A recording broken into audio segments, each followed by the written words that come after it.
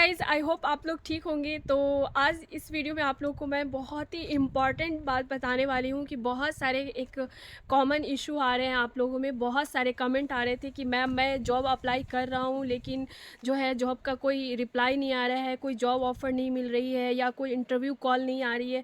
तो ये एक बेसिक जो है कॉमन इशू है आप लोगों का, और बेसिक ये इशू होता ही रहता है। तो मैं आप लोगों को इस वीडियो में आप लोग को बता रही हूँ कि बहुत इंपॉर्टेंट होने वाली है। आप लोग बिल्कुल भी स्किप मत करना। अगर आप लोग अभी सब्सक्राइब नहीं किए तो आप लोग सब्सक्राइब कर दो, और बटन को क्लिक करना मत भूलना, जिससे आप लोग को नोटिफिकेशन आती रहेगी फ्यूचर में। तो मैं बात करती हूँ कि जैसे कभी कभी ऐसा होता है ना कि रिक्रूटर जो है ना कभी कभी बहुत फॉर्मल मैसेज डाल देते हैं कि do you have a working right New Zealand, ये सब डाल देते हैं। कभी डाल देते हैं कि क्या मतलब कि आपका कौन सा वीज़ा है, इस तरीके का फॉर्मल मैसेज कर देते हैं। उसके बाद कोई रिप्लाई नहीं देते हैं, ठीक है। तो ये वो लोग जानना चाहते हैं कि आप यहाँ पे हो या नहीं हो, ये जानना चाहते हैं यहाँ पे न्यूजीलैंड में जॉब कर सकते हो या नहीं कर सकते हो। तो इसलिए वो लोग फॉर्मल पहले पूछते हैं। तो आप इस चीज़ों में बहुत स्टक हो गए हो तो आप लोग ये वीडियो जो है बहुत ध्यान से सुनना और बहुत ध्यान से समझना, और मैं क्या बोलूँगी और किस तरीके से आपको फॉलो करना है। तो सबसे पहली बात, एक बात क्लियर कर देती हूँ कि यूट्यूब पे जो बहुत लोग आते हैं और बोलते हैं कि 7 दिन में जॉब मिल जाती है, 7 दिन में आपको वीज़ा मिल जाती है और जो PR मिल सकती है, ये हो सकती है, वो हो सकती है, बहुत इस तरीके की वीडियो आती हैं, बहुत इस तरीके की वीडियो मतलब यूट्यूब पे होती है, ठीक है। तो सबसे पहली बात है कि सबसे ये तो सेकेंडरी चीज़ हो गया। जब आप फर्स्ट चीज़ ये है कि आपके पास जॉब ऑफर होने चाहिए, आपके पास वीज़ा होना चाहिए, फर्स्ट थिंग्स है, ठीक है। अगर आपके पास ये नहीं होगा तो आप यहाँ पे आके कैसे सेटल हो सकते हो। और सबसे पहला जो फर्स्ट स्टेप है वो है जॉब ऑफर। अगर आपके पास जॉब ऑफर नहीं है, अगर आप कितनों भी रिसर्च कर लो या कुछ भी कर लो, अगर आपके पास जॉब ऑफर नहीं है तो यहाँ नहीं आ सकते हो, ठीक है। तो ये सेकेंडरी चीज़ है बाद में कि आप यहाँ पे आके क्या कर रहे हो, नहीं कर रहे हो, इस मतलब कि PR ले रहे हो या नहीं ले रहे हो। लेकिन सबसे पहले आने के लिए आपको एक जॉब ऑफर और आपको एक वर्किंग राइट होनी चाहिए यहाँ पे। तो अब बात करते हैं रिक्रूटर की न्यूजीलैंड की जो कंपनी है वो पहले क्या करती है, अप्रोच करती है रिक्रूटर को, ठीक है। फर्स्ट प्रेफरेंस होती है कि जो मतलब कि इमीडिएटली जो कैंडिडेट हो जो ज्वाइन करे उसका पहले देखते हैं। फिर उसके बाद देखते हैं कि जो न्यूजीलैंड में है, जो मतलब यहाँ पे वर्किंग राइट है, जो यहाँ पे है, उसको पहले देखते हैं, ठीक है। उसके बाद देखते हैं कि जो लोकली मतलब लोकल यहाँ पे लोकली है उसको देखते हैं, प्रिफेयर करते हैं। फिर उसके बाद अगर सुटेबल नहीं होते हैं कैंडिडेट उस जॉब के लिए तो फिर वो क्या करते हैं, रिक्रूटर जो है वो फिर क्या करते हैं, ओवरसीज़ के कैंडिडेट को ढूंढते हैं, ठीक है, उसको अप्रोच करते हैं। फिर उसके बाद मतलब जैसे आपका हो गया इंडिया, पाकिस्तान, नेपाल या बांग्लादेश, कहीं से भी उनको ओवरसीज़ की जितनी मतलब कैंडिडेट होती है उनको देखते हैं। यहाँ पे बात जो है सिंपल रीज़न है, जैसे रिक्रूटमेंट होती है जो उसको मतलब कि तभी कंपनी पैसा देती है जब वो मतलब हायर करती है, ठीक है, कैंडिडेट को। तो उसका जो पहला रीज़न होता है कि वो मतलब जल्द से जल्द फटाफट मतलब कि वो प्लेसमेंट करे और फिर उसके बाद जॉब ऑफर दे और फिर उसके बाद उसको पैसा मिलती है। तो इस रीज़न से वो क्या करते हैं, पहले लोकल देखते हैं, फिर उसके बाद जो यहाँ पे है उसको देखते हैं, क्योंकि वो ईजी से प्लेसमेंट कर सकते हैं, ईजी से हायरिंग कर सकते हैं, ठीक है।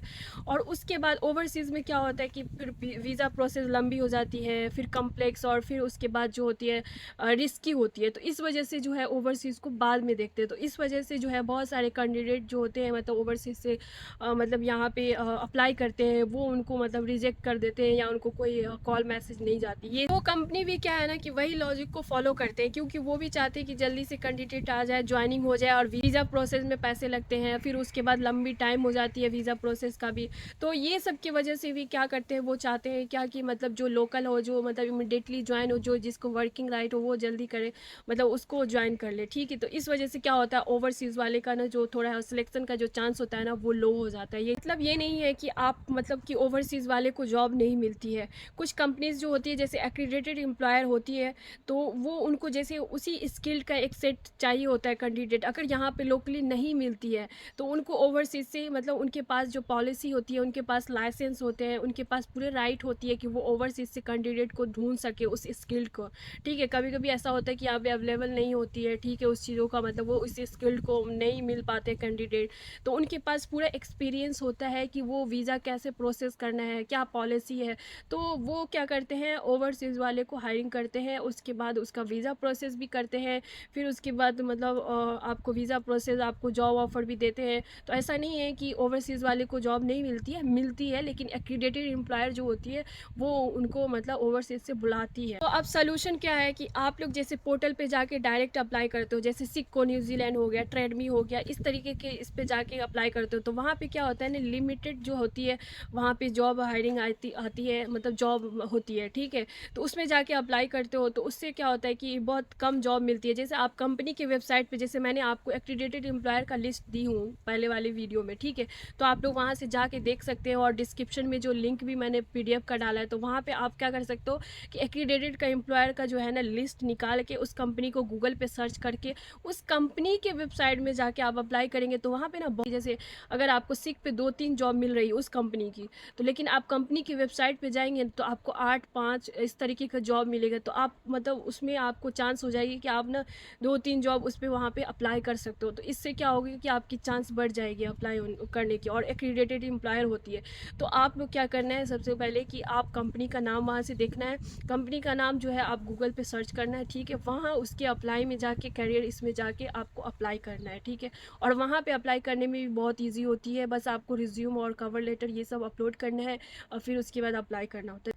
तो उससे क्या होगा कि डायरेक्टली अप्लाई करेंगे पे जाके कंपनी की वेबसाइट पे आपको जॉब डिस्क्रिप्शन पढ़ना है कि वीज़ा की कोई रिक्वायरमेंट है या नहीं है। अगर वीज़ा की रिक्वायरमेंट नहीं है तो फिर आप अप्लाई कर सकते हो ईज़ी से, ठीक है?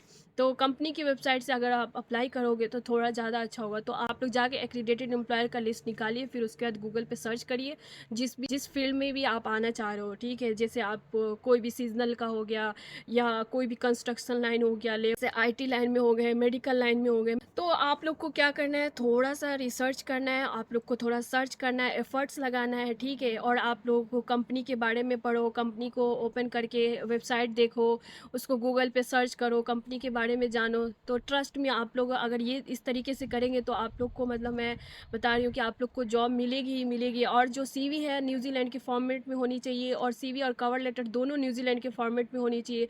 तो सबसे पहली बात ये है कि जब आप लोग अप्लाई करने जाते हो तो उससे पहले आप लोगों को जो है ना सीवी न्यूजीलैंड के फॉर्मेट में होना चाहिए, फिर आप जाके अप्लाई करो। अगर ऐसे ही अगर आप अप्लाई कर दोगे तो फिर आपका टाइम भी वेस्ट होगा और आप होप हार जाओगे कि मेरा कुछ हो नहीं रहा है। तो पहले आपको ना सीवी स्ट्रॉन्ग बनानी है, सीवी आपको न्यूजीलैंड के फॉर्मेट में होनी चाहिए, और कवर लेटर भी। अगर आप लोगों ने अभी तक नहीं बनाया तो न्यूजीलैंड का मतलब फॉर्मेट में मैं बताई हूँ सीवी कैसे बनाना है, और कवर लेटर के लिए भी दोनों मैंने बताया हुआ है, तो आप जाके वहाँ पे देख सकते हैं, ठीक है? और ईजी से बना सकते हैं, बहुत ईजी है बनाने में, ठीक है? ऑटोमेटेड जनरेट होती है, आप डिटेल्स डालो और वो खुद फॉर्मेट बन के आ जाती है। तो बहुत इससे ईजी और क्या हो सकता है। तो आप लोग ना अप्लाई करने से पहले सीवी अच्छा किया करिए। अगर आप लोगों को दिक्कत हो रही है कि सीवी किस तरीके से बनाना है, और जब बना लेते हो तो कॉन्फिडेंस नहीं होता, तो आप मुझे मेल कर सकते हो, मैं वहाँ पे आप लोग को चेक करके बता दूंगी कि सही है या नहीं है, ठीक है? तो पहले आप लोग को सीवी बनानी है, तो सीवी अच्छा करो। फिर वीडियो का जो कंक्लूज़न है ये है कि आप सबसे पहले जब आप जॉब अप्लाई करो तो आप सिर्फ पोर्टल पे ही अप्लाई मत करो, कंपनी की वेबसाइट पे भी अप्लाई करो, ठीक है? और उसके बाद आपको जो है सीवी जो है न्यूजीलैंड के फॉर्मेट में होना चाहिए, कवर लेटर भी न्यूजीलैंड के फॉर्मेट में होना चाहिए। और उसके बाद जब आप अप्लाई करने जाते हो तो उसमें जॉब डिस्क्रिप्शन में आप पढ़ो कि उसमें वीज़ा कंडीशन है या नहीं है, वीज़ा कंडीशन पे भी ध्यान दो, ठीक है?